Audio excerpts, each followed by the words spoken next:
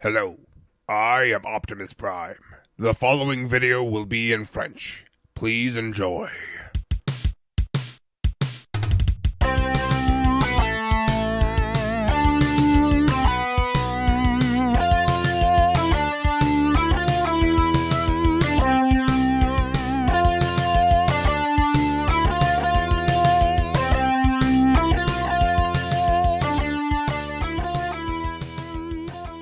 Hey, c'est Tuxedo, aujourd'hui on se retrouve pour une nouvelle review. Il s'agit du troisième Insecticon Generations que j'avais pas encore fait sur ma chaîne parce que je ne l'avais pas encore. Il s'agit du Power of the Primes Scrapnel. Donc ce Transformers est un repaint. Ah bah non, même pas en fait. C'est juste une nouvelle... le même jouet qu'en 2014 mais dans une autre boîte. Voilà, tout simplement. Il n'y a quasiment aucune différence, peut-être une petite teinte de violet, mais c'est tout. Donc voilà, pour ceux qui ont déjà le Generations de 2014, la seule chose qu'il y a en plus là-dessus, c'est qu'il n'y a pas Reflector. Ce qu'on pourrait plus appeler quelque chose en moins, donc en fait c'est mieux d'avoir celui de 2014. Enfin bref, donc on va commencer par faire un petit tour de la boîte, avec l'encart en plastique ici. Le mode insecte là, Power of the Primes, Hasbro, Scrapnel, 8 ans et plus. Et oui, c'est Scrapnel et pas Shrapnel comme dans G1, parce que Shrapnel, attention, c'est dangereux. Donc on va plutôt donner des noms gentils à nos Transformers qui se font tout le temps la guerre, voilà. Enfin bref, donc Transformers en rouge sur fond noir, le logo Generations, un artwork de Shrapnel plutôt sympa, qui est en train de vouloir attraper quelque chose. Là, il veut attraper mon doigt, par exemple. Enfin bref, donc voilà. Un artwork plutôt sympa avec un symbole de Prime ici. Ça doit être Micronus qui est là. Vous ne le voyez pas. Si vous le voyez, il est à peu près là, Micronus. Voilà. Nous avons la matrice en fond. En dessous, on a fabriqué au Vietnam. Ici, les deux photos du jouet se transforment en 10 étapes. Il foudroie ses ennemis à coups de décharge électrique. Et ensuite, attention, ne mangez rien dans la boîte parce que c'est pas fait pour. Et c'est un Transformers authentique. Génial. Et donc, nous pouvons passer maintenant à Shrapnel qui vient donc compléter mon trio d'Insecticons. C'était Kickback qui avait complété le trio d'Insecticons de beaucoup d'autres collectionneurs, mais vu qu'en 2014 je n'ai pas pu avoir Shrapnel, et de toute façon j'achetais plus souvent en magasin que sur internet à cette époque-là, évidemment je suis passé à côté, ce qui est un petit peu dommage, mais c'est pas grave étant donné que maintenant j'ai le trio d'Insecticons au complet. Donc il s'agit d'une sorte de scarabée, on peut dire ça, avec d'énormes pinces comme ça. J'adore la forme de ces pinces, je trouve que c'est très cool. Voilà, avec des petits trucs au bout. C'est ce qui crée les décharges électriques dans la fiction. Voilà, ici ce qui va faire le torse, donc en jaune. Quelques applications de jaune ici. On a des yeux, soit c'est les yeux ici, soit on peut dire que ça à l'avant c'est les yeux. Je pense que ça serait plus des yeux. Voilà. On a évidemment les 6 pattes de l'insecte. Voilà, ce qui va former les pieds. Dessous, on n'a pas grand chose, hein. On voit les bras, on voit les jambes, on voit la tête. Bon, en fait, on voit tout le robot, hein, mais c'est pas très grave. Ça reste un Legions et ça reste un Insecticon. Donc,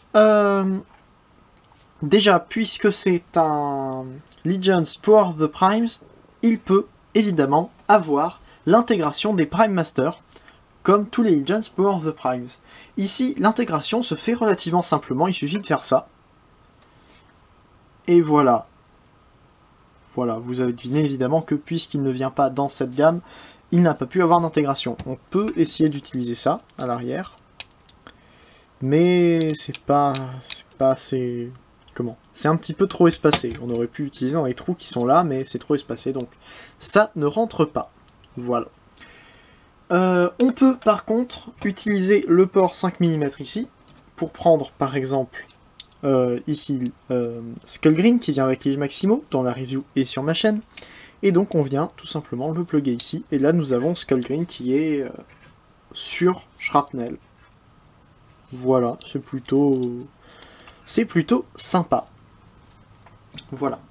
Niveau articulation en mode insecte, il a les antennes qu'on peut écarter comme ça, mais c'est plus pour le mode robot, et les pattes qui ne bougent pas. Donc voilà, en fait, vous le prenez, vous le posez comme ça, et puis ça y est, c'est un mode insecte, youpi. Voilà. En comparaison, on peut évidemment prendre les deux autres Insecticons. Ça y est, pour montrer le trio avec Kickback et Bombshell, les deux sont sur ma chaîne. La review de celui-ci est vachement moins bien parce que je l'ai fait il y a très longtemps. Donc voilà. Et je dois dire qu'il donne très bien. Alors, évidemment, vous l'aurez remarqué, le violet n'est pas pareil sur chacun. Ici, on a un violet un petit peu foncé avec, un petit peu brillant. Là, on a un violet qui est plus proche du rose. Ça se voit pas trop sur la caméra, mais une fois en main, on voit vraiment qu'il se rapproche beaucoup plus du rose, surtout à ça, ici et là. Le reste, ça fait un tout petit peu moins rose que le reste, que les pièces que je viens de montrer. Et pour Shrapnel, on a deux teintes de violet. Enfin, on a du violet, un certain violet partout et un autre violet pour ces pièces-là, ici, là et là. Donc voilà. C'est... oui. Mais le violet est plus violet, donc moins rose que celui-là, plus clair que celui-là et moins brillant. Et aussi au niveau du jaune, ici on a du jaune, ici on a du doré, et ici on a du jaune transparent. Ce qui est un petit peu dommage, ça brise l'unification des Insecticons, mais c'est pas très grave parce que ensemble ils donnent quand même bien, ça y est. J'ai enfin les trois, et je peux dire que j'ai les trois, je suis content. Voilà. Voilà pour les comparaisons. Ah non, aussi niveau taille, Shrapnel est plus long que Bombshell au niveau du corps de l'insecte, et ensuite avec les pattes qui sont un petit peu plus larges, voilà. Donc il fait plus grand que Bombshell, et il fait aussi plus grand un peu que Shrapnel, pas de beaucoup, hein, puisque Shrapnel a aussi les pattes à l'arrière. Mais voilà, j'ai l'impression que Shrapnel est le plus grand des trois, et vu qu'il est souvent considéré comme étant le chef, c'est plutôt logique. Voilà. On va donc maintenant pouvoir passer à la transformation en mode robot. La transformation est relativement simple, mais plutôt ingénieuse. Donc on va commencer par prendre les bras et les détacher. D'en dessous, on a des picots à cet endroit-là qui vont tout simplement aller ici. Voilà. On peut donc écarter les bras et ramener les coudes dans le bon sens, donc comme ça. Voilà. Ensuite, on prend ce qui va former les jambes, donc tout l'arrière, et on vient essayer de le ramener vers l'extérieur. Ainsi, voilà. On étire et on laisse comme ça pour le moment. On peut donc prendre les pattes et les ramener comme ça. On ouvre les antennes, on remonte la caméra. Ne faites pas ça si vous n'avez pas de caméra pendant que vous le transformez. On prend le torse et on le ramène sur un double axe, comme ça. Voilà. Et ensuite on prend le bassin et on le ramène ainsi. Voilà. Normalement il devrait se clipser comme ça. Maintenant on vient séparer les jambes. On prend la pièce qui est sur le dessus et on la fait tourner comme ça pour ramener ensuite le pied vers l'avant. Et pareil de l'autre côté. Voilà. Alors ces pièces ont légèrement tendance à se barrer pendant la transformation, elles restent pas sur leur axe. C'est un peu dommage, mais c'est pas si grave que ça. Voilà. Et nous avons enfin Shrapnel dans son mode robot. Et donc il n'y a pas à dire, le mode robot est très proche du G1, enfin relativement proche de ce qu'on peut voir dans l'anime G1, un petit peu remis au goût du jour, et surtout très sympathique. On a évidemment un petit peu de keyboard partout, donc notamment les pattes à l'arrière et sur les bras, ainsi que les grosses pièces ici sur le côté des jambes, mais sinon ça va. Petit défaut d'ailleurs, le torse se détache assez facilement, c'est dommage, mais voilà, il suffit de le remboîter, c'est pas comme si c'était lâche non plus. Voilà, donc pour se rapprocher des détails, on peut regarder la tête qui a de la peinture argentée dessus, ce qui est toujours sympathique. Voilà, donc avec un petit viseur, le logo Decepticon, on a quelques petits problèmes de peinture à ce niveau-là. Bon, voilà, les jambes sans aucune peinture, ça reste comme ça. Et donc de dos, en fait, il n'a pas vraiment de dos, on peut voir qu'il y a les pattes, et puis là, l'arrière, c'est creux complètement. C'est dommage, mais par rapport à la transformation, ça s'explique un petit peu. Pas beaucoup, mais on peut dire que c'est un peu normal. C'est tiré par les cheveux, mais bon. Donc voilà, on va tout de suite le comparer avec, évidemment, les deux autres Insecticons. Kickback et Bombshell. En les transformant tous les trois, j'ai l'impression que Bombshell est nettement le plus simple de tous. On ramène les bras dessous, on tourne le torse et on replie les jambes, et puis c'est quasiment fini. Lui, il y a quelques petits trucs qui sont malins, comme la transformation des bras. Et lui, la compression du torse et du... comment ? La compression du torse et du bassin est plutôt sympa aussi. Ça fait... c'est vraiment pas mal. Voilà. Donc, comme toujours, enfin, comme tout à l'heure, les couleurs sont relativement différentes, à part le noir, parce qu'il n'y a pas 36 noirs différents. Mais voilà, les couleurs sont relativement différentes, ce qui est dommage, mais ça choque pas tant que ça. Voilà, c'est pas mal. Et niveau taille aussi, Bombshell est le plus haut au niveau de la tête, suivi par Kickback et ensuite Shrapnel. Mais Shrapnel a quand même l'avantage d'avoir les antennes ici qui le rendent un petit peu plus grand quand même. Voilà. Niveau articulation, pour Shrapnel, nous avons donc la tête qui peut tourner qui peut pas tourner à 360 degrés à cause des petites pièces sur les côtés de son casque qui font que ça peut pas vraiment tourner plus loin que ça. C'est pas très grave, hein, ça va. On a des ball joints au niveau des épaules qui permettent d'aller en avant jusque là et en arrière à peu près jusque là, à partir du moment où on fait passer cette pièce là par-dessus, en dessous de ça. Voilà. On peut ensuite ramener totalement vers l'extérieur. Ball joint au niveau du coude qui permet donc de plier à 90, donc de tourner, évidemment. Rien au niveau du bassin, considérant comment il se transforme, c'est normal. On a mouvement vers l'avant au niveau de la hanche, vers l'arrière jusqu'à ce que ça tape dans les jambes, enfin dans les pattes. Vers l'extérieur, aucun problème. Ball joint au niveau du genou, donc on peut aller jusque là. Voilà, pas vraiment de débattement sur le côté, mais c'est normal. Et un léger mouvement vers le bas au niveau des pieds.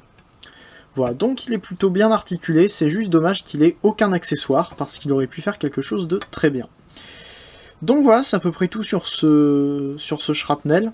Je suis plutôt content de l'avoir étant donné que ça complète mon trio, mais si vous n'avez pas spécialement envie d'avoir les Insecticons, si c'est pas un personnage que vous appréciez, c'est pas la peine de le prendre, parce qu'il est pas... c'est pas non plus un Transformers qui est très ingénieux. Il n'a pas de vrai... comment ? Étant donné déjà que c'est un repaint, enfin que c'est le même jouet qu'il y a quelques années, mais en plus parce que c'est... il n'y a rien qui soit extrêmement satisfaisant dans sa transformation ou dans son design. Voilà. Donc, c'est tout pour cette review. N'hésitez pas à regarder les chaînes des vidéastes Transformers qui se trouvent juste après ou juste en dessous en description. N'hésitez pas à faire un tour sur le forum transformersfr.com pour avoir des nouvelles sur cette gamme-là, sur les autres gammes Transformers, voir mon sujet sur ma collection, sur mes customs, mes reviews, mes ventes aussi, parce que j'en ai quelques-unes. Mais ça, faudra aller chercher, je ne le mettrai pas forcément en description. Voilà. Et ben, normalement, on se retrouve la semaine prochaine pour une prochaine vidéo qui devrait peut-être être une review, ça dépend comment je m'organise là-dessus. Donc voilà, c'était Leader, Fanformer un jour, Fanformer toujours, allez, salut. Attendez, ne partez pas, ça fait une semaine que j'ai tourné la review et je viens de me rendre compte que j'ai oublié de parler de quelque chose, j'ai oublié de parler de la carte qui est aussi incluse dans la boîte. Pour en parler vite fait, je dois dire que la carte est relativement décevante. Donc, on a Power of the Primes, Transformers, Shrapnel, un artwork plutôt sympathique de Shrapnel, donc, et ici un logo, qui est en fait le logo d'Alchemist Prime, ou Alchemist Prime, qui est donc, qui donne à Shrapnel le nom de Alchemist Shrapnel, qui peut voyager par les voies électriques. Ok, s'il veut. Ça peut être super pratique pour une sorte de téléportation, par exemple. Mais bon, donc la chose qui est assez décevante par rapport à cette carte, c'est que... donc voici une carte de Titan's Return. Vous pouvez voir que ça fait le même format, à peu près. C'est un tout petit peu découpé différemment, mais c'est pas très grave. Ici, on a, sur les cartes Titan's Return, j'ai pris celle de Kickback, on a un tour qui est plutôt pas mal. À l'arrière, on a des tech specs, ce qui est toujours sympathique. Bon, ici, on a une sorte de bio qui change et qui permet d'avoir une carte par Prime Master. Plutôt sympathique. Mais c'est surtout la qualité qui est très différente. Ici, on a une carte en carton. Ici, on a une carte en carton. Pour le moment, c'est pas très différent. Là, la carte est droite. Ici, vous ne voyez peut-être pas, mais je sens qu'elle est tordue, elle est un peu incurvée. Ensuite, là, on a un effet fini un petit peu bien, une bonne carte en carton. Ici, ça fait vraiment du carton, juste du carton imprimé. Enfin, ça se voit pas sur la caméra, mais ça fait beaucoup moins qualité que les cartes qu'on avait précédemment, ce qui est un petit peu dommage. Donc voilà, c'est pas grave, de toute façon je les laisse toutes dans un classeur et je ne m'en sers plus après. Voilà, donc c'est tout, hein. Merci d'avoir suivi jusque là.